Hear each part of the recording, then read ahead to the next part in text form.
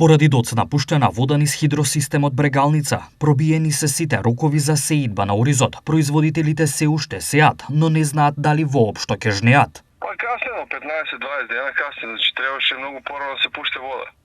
Ние апелиравме да се пуште порано вода, водата касне. Времето се одмина, во јуни месец се прашање после 4 јуни дали тај ориз ќе успее. Ако веќе се знае дека жетвата е неизвестна, зошто се влегува во ризик и трошоци? Затоа што се направени веќе трошоци. Веќе орање имаме припрема на површините, фрлени се весечки ѓубрива. Значи направено веќе трошока на таа површина не може друго да се насее.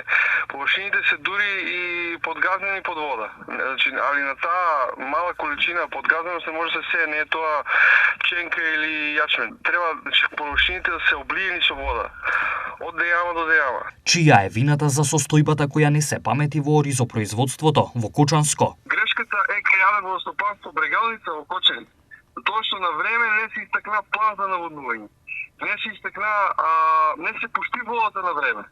Значи, ние апелиравме крајот на април да се пуште и озгоре од водостопанство Скопје на државно ниво беа на наша страна, страна на земјоделците, меѓутоа водостопанство Брегалница нема доволно кадар како прво.